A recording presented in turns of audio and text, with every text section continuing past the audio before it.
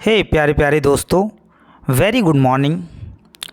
आज हम हाजिर हुए हैं आपके सामने क्लास 9th के जो चैप्टर चल रहा है इम्प्रूवमेंट इन फूड रिसोर्सेस, उसका अगला पार्ट लेकर के। आज के इस वीडियो लेक्चर में हम महत्वपूर्ण बिंदु जो हैं इस चैप्टर के, उन सबको कवर करेंगे। उम्मीद करता हूँ इस चैप्टर का पार्ट 1 आपको बहुत पसंद आया होगा, क्योंकि तब से बहुत ज़्यादा सब्सक्राइबर बढ़े हैं और बहुत अच्छे अच्छे बच्चों ने कमेंट्स दिए हैं।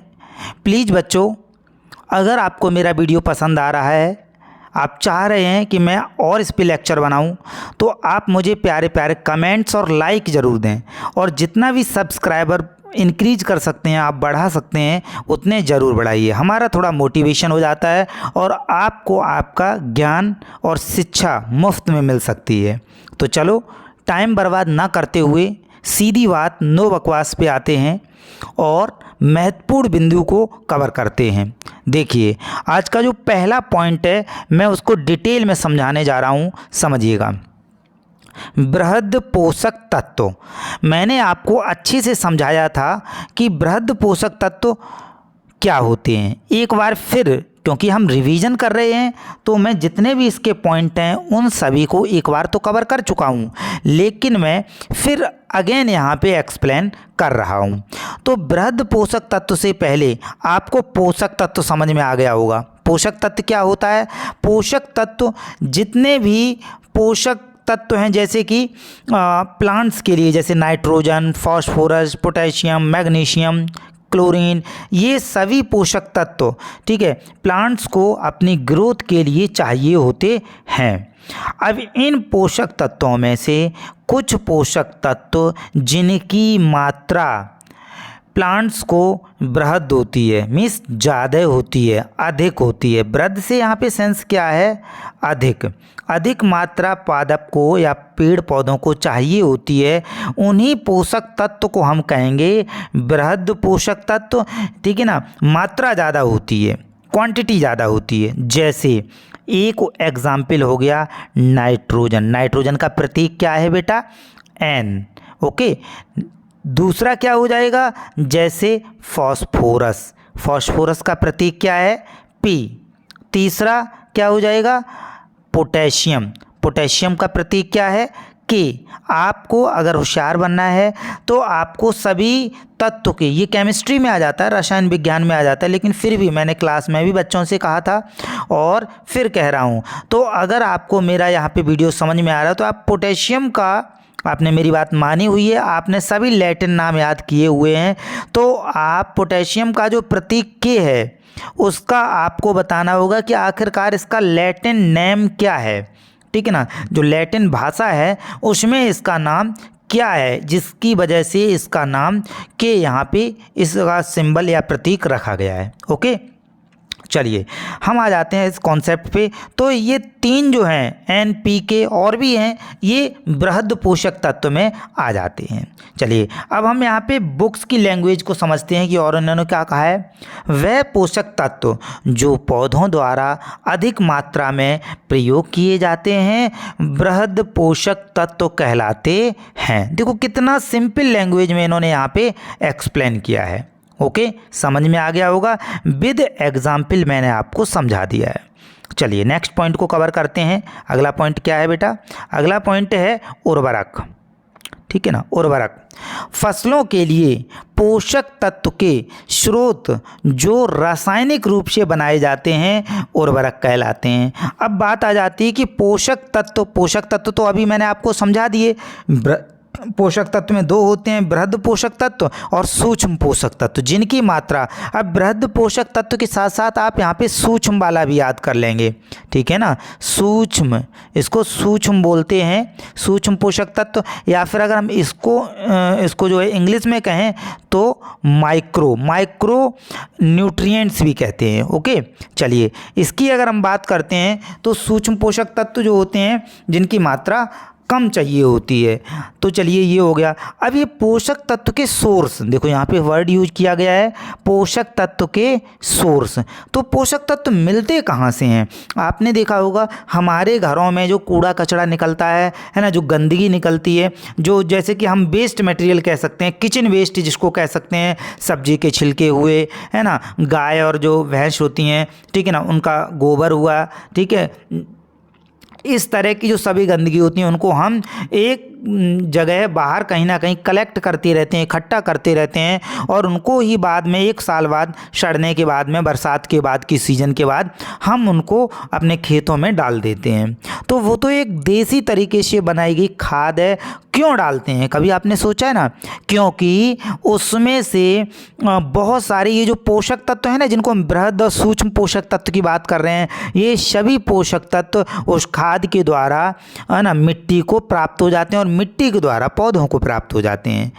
क्लियर हुआ ना आपको? चलिए, तो वो तो हमारी देसी तरह से तैयार की गई थी, लेकिन ये जो उर्वरक होती है ये रासायनिक रूप से बनाई जाती है। किस रूप से? रासायनिक रूप से फैक्ट्री में या किसी भी इंडस्ट्री में इसको तैयार किया जाता है। समझ में आ गया आपको? चलो नेक्स्ट पॉइंट पे लेते हैं बेटा। नेक्स्ट पॉइंट क्या है? नेक्स्ट पॉइंट है मिश्रित खेती। अब ये मिश्रित खेती क्या होती है? नाम से ही आपको क्लियर हो रहा है, मिक्स करना, है ना। मिश्रित से मतलब है मिक्स करना या मिला देना। 2 फसलों को या 2 से ज़्यादा फसलों को एक साथ जब हम मिलाकर के खेती करते हैं तो उनको मिश्रित खेती कहते हैं। यहाँ पे हम बहुत ही सरल शब्दों में, ठीक है ना, बिल्कुल आपके उदाहरण में, आपकी भाषा में हम आपको यहाँ एक्सप्लेन करने वाले हैं। तो देखिएगा, खेती की वह प्रणाली जिससे किसान की निर्वाह संबंधी सभी आवश्यकताएं पूरी हो सकें, मिश्रित खेती कहते हैं। चलो अब देखो मैं कितना अच्छा उदाहरण देने जा रहा हूँ। मैंने गाँव में देखा हुआ है, हमारे जो गाँव हैं उनमें जब भी मैं जाता हूँ, मैं बहुत अच्छे से, है ना, खेती में जाता हूँ, उनको विजिट करता हूँ, देखता हूँ। तो मैंने वहाँ पे देखा हुआ है कि अगर कोई किसान अपने यहाँ आलू की फसल कर रहा है, मेरी बात को अच्छे से समझना आप, आलू की, पोटैटो की खेती कर रहा है, तो वो उसके बीच बीच में, है ना, लहसुन भी बो देता है। एक लाइन उसने लहसुन की भी बो दी मान लीजिएगा, बीच बीच में सौंफ भी बो देता है। खेत के कहीं ना कहीं किनारे पे उसने एक थोड़ा सा क्यारी जैसा बना दिया है ना, एक स्मॉल पार्ट बना दिया जिसमें वो धनिया भी कर देता है, ठीक है ना। इस तरह से 2-3 फसलें जब एक साथ मिला कर के की जाती हैं तो उसी को हम कहते हैं मिश्रित खेती। समझ में आया? ठीक है ना। अब चलो और भी उदाहरण देते हैं। जैसे जानवरों को खिलाने वाला जो चारा होता है, जिसे आप वर्सीम कहते हैं, उसको आप क्या कहते हो? ठीक है ना, वर्सीम जिसको हम लोग कहते हैं, या वर्सी कुछ जगह पे भी इसको बोलते हैं। इसके बीच में हम लोग सरसों बो देते हैं। एक लाइन सरसों की इधर बो दी, बीच में बरसीम कर दी, फिर एक लाइन सरसों की इधर बो दी, ठीक है ना। फिर क्या हुआ, बरसीम तो नीचे रह जाती है, सरसों जो होती है वो बड़ी हो जाती, लंबी हो जाती है। तो हम लोग जो है सरसों को बाद में काट लेते हैं, बरसीम को अपने काट के किसान, है ना, खेते से काट के उसको जानवरों को खिलाते रहते हैं, ठीक है ना। तो 2 फसलें हो गई उसमें। इसी तरह से जब हम 2 या 2 से ज़्यादा फसलें मिलाते हैं और मिलाकर के खेती करते हैं अपनी आवश्यकता की पूर्ति करने के लिए, तो उसी खेती को यहाँ पे नाम दिया गया है मिश्रित खेती। समझ में आया ना प्यारे बच्चों?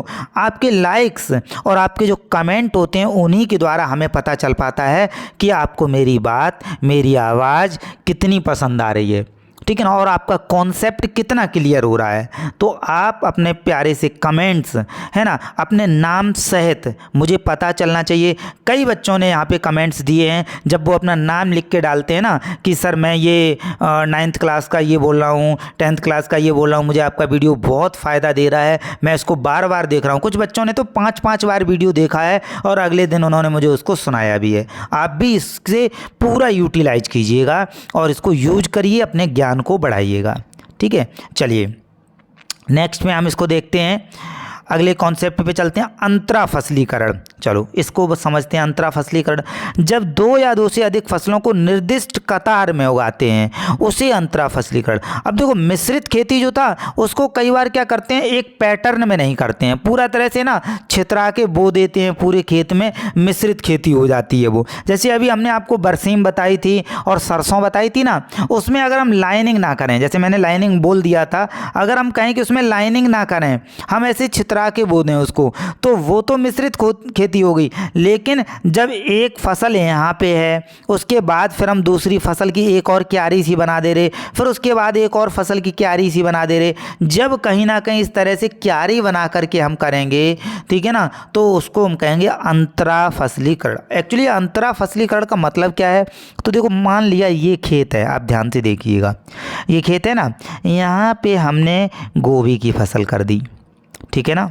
यहाँ पे हमने जो है आलू की फसल कर दी, और इधर फिर हमने गोभी की फसल कर दी। तो इस तरह से, ठीक है ना, जब दो फसलों के बीच में एक फसल हो रही हो, ठीक है ना, इस तरह से जब फसल होती है तो उसको बोलेंगे अंतरा फसलीकरण। कहीं ना कहीं दोनों का कॉन्सेप्ट एक ही है, बस थोड़ा सा डिफरेंस है, ठीक है ना। चलिए आगे बढ़ते हैं। फसल चक्र। अब ये फसल चक्र क्या होता है भाई, एक ही खेत में विभिन्न फसलों को नियोजित क्रमवार से उगाएं तो उसे फसल चक्र कहते हैं। नियोजित क्रमवार, देखो आपने देखा होगा कि पहले हमने गेहूं किया, गेहूं के बाद फिर हमने उसमें जो है कोई भी नाइट्रोजन वाली फसल हमने कर दी, जैसे दालों वाली फसल कर दी, दलहन कर दी, ठीक है ना, फिर उसके बाद हमने कोई और दूसरी फसल कर दी। तो एक निश्चित क्रम जब फसलों का चलता है तो उसी को हम कहते हैं नियोजित क्रमवार, ठीक है ना। आपको पता है फसलों के उत्पादन के आधार पे, है ना, रबी की फसल, खरीफ की फसल और जायद की फसल, कहीं ना कहीं सिस्टमेटिक एक पैटर्न चलता है। तो है ना, हम उन्हीं को यहाँ पे बता रहे हैं कि उन्हीं के अकॉर्डिंग, उन्हीं के अनुसार जब फसलें होती हैं तो उसी को एक नियोजित क्रमवार फसल बोला गया, उसी को हम बोलेंगे फसल चक्र। समझ में आ रहा है ना बच्चों, ठीक है। चलिए आगे समझते हैं उसको हम। पशुपालन। अब देखो ये एक एडिशनल कॉन्सेप्ट कह सकते हैं किसानों के लिए, हमारे किसान भाइयों के लिए, है ना, क्योंकि आज जो बच्चे हैं वही आगे जा कर के हमारे भारत के भावी नागरिक बनने वाले हैं, एक परिवार की जिम्मेदारी उठाने वाले हैं, चाहे वो लड़के हों चाहे वो लड़कियां हों, है ना। तो उन्हीं को समझाने के लिए ये बताया गया है कि अगर आप खेती कर रहे हैं तो खेती, क्योंकि देखो बेटा एक्चुअल में होता क्या है, कोई भी फसल कर लो आप, उसका आपको फ़ायदा जो है कम से कम 3 से 4 महीने बाद मिलने वाला है। अब ऐसा तो है नहीं कि हमने आज गेहूं की फसल बोई है, हमें कल पैसे की ज़रूरत है तो कल हम कहीं से भी गेहूं जो है कैसे भी हमको फसल से पैसा आ जाए।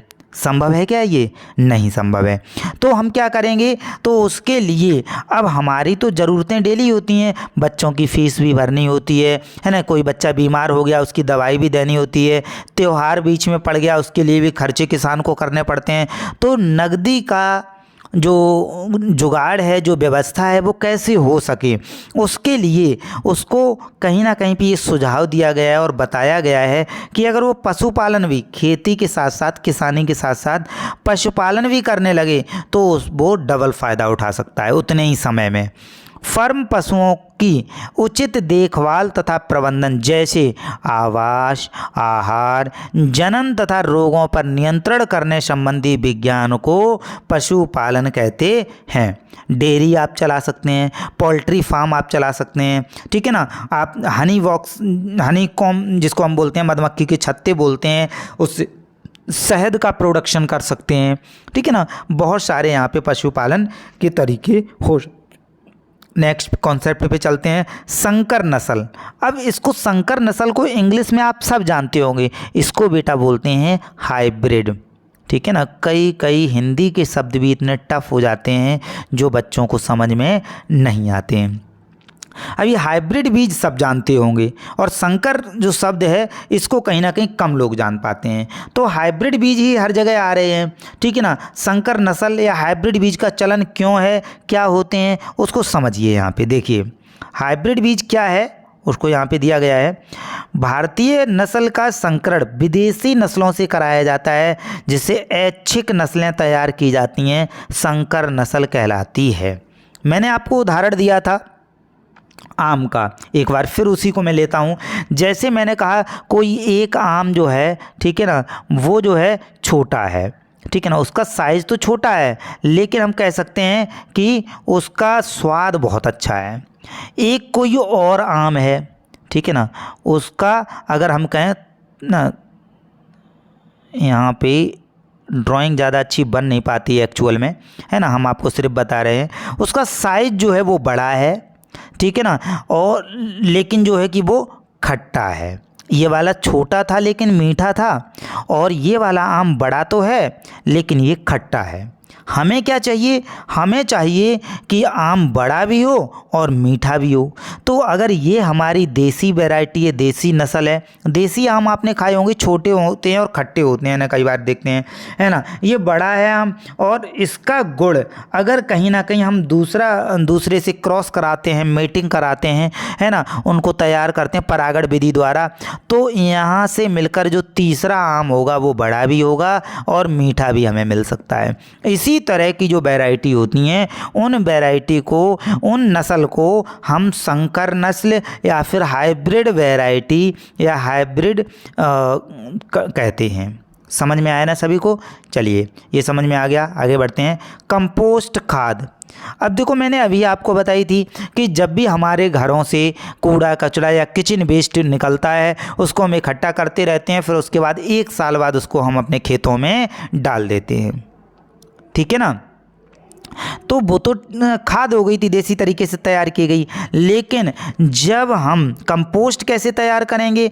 वायविक व अवायवीय जीवाणुओं द्वारा अपेक्षित कार्बनिक पदार्थों को कंपोस्ट कहते हैं। जैसे ये हो गया, ठीक है ना, ये खेती, ये गड्ढा हमने कहीं पे कर लिया है ना, 5x10 का या 10x8 का, या जैसा भी एक हम गड्ढा कर लेंगे, और उसी में जितनी गंदगी है, जो जानवरों का वेस्ट मटेरियल है, गोबर जिसको हम बोलते हैं, या हमारे यहाँ चारा आरा बच गया, जो घास बच गई, वो सब हम लोगों ने उसी में डाल दी।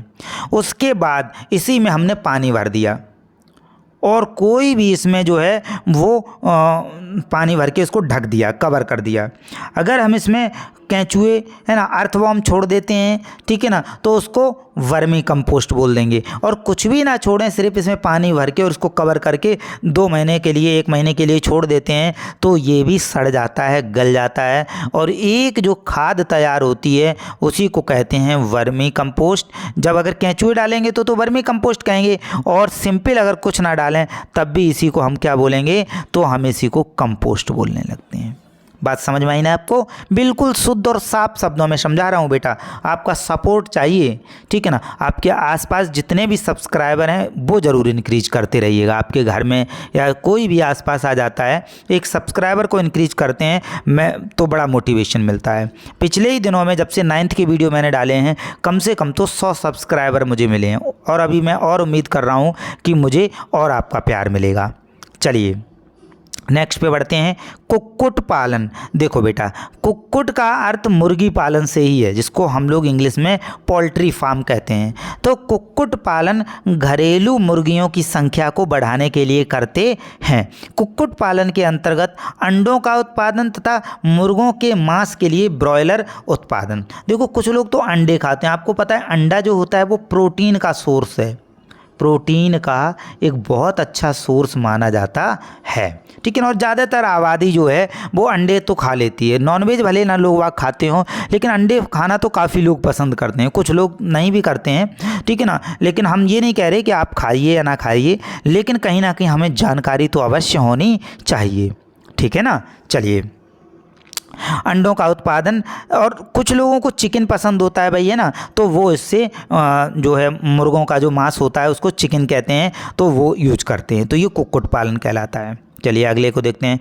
कुक्कुट पालन में उत्पादन को बढ़ाने तथा उत्पन्न किस्मों की नस्लों के लिए भारतीय देशी तथा वाह्य नस्लों में संकरण कराते हैं। इसके मैंने आपको नाम भी बताए थे कुछ, जैसे कि लेग हॉर्न हो गया, ठीक है ना, और ब्रॉयलर हो गया, और एक कड़कनाथ हो गया, ठीक है। ये कुछ नस्लें ऐसी हैं जो बहुत ज़्यादा, कड़कनाथ एक ब्लैक कलर का बिल्कुल मुर्गा होता है और उसका मांस जो है बहुत ही ज़्यादा उसमें गर्मी होती है, हीट होती है और वो बहुत फ़ायदा करता है, बहुत महंगा भी आता है। आपको भी पता होगा, आप देसी अंडा और जो नॉर्मल अंडे आते हैं उनमें कहीं ना कहीं अंतर होता है। देसी अंडा जो है वो 15 से 20 रुपए के बीच में कहीं ना कहीं मिल रहा होता है और वहीं पे जो फार्मी अंडा जिसको हम लोग बोलते हैं, पोल्ट्री फार्म से बर्ड बना फार्मी, तो वो 6 रुपये या 5 रुपये तक का, 5 से 6 रुपये का, और ये 15 से 20 रुपये का अंतर आपको साफ दिखाई दे रहा है। क्यों? क्योंकि देसी अंडे में प्रोटीन अधिक होती है, ठीक है। चलिए नेक्स्ट देखते हैं।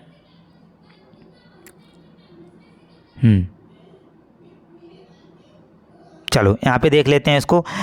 समुद्र तथा अंतःस्थलीय स्रोतों से मछली प्राप्त कर सकते हैं। और क्या कर सकते हैं? अगर कोई समुद्री तटीय इलाके में रहता है तो वहाँ से, है ना, मछलियों का व्यापार, आपको पता है मछली पालन, है ना, मछलियों को पकड़ के बेचना, ये भी एक बहुत बड़ा व्यापार है, ठीक ना। है ना, हम कह सकते हैं ये बहुत एक करोड़ों रुपए का जो है वो इसके ऊपर मार्केट है।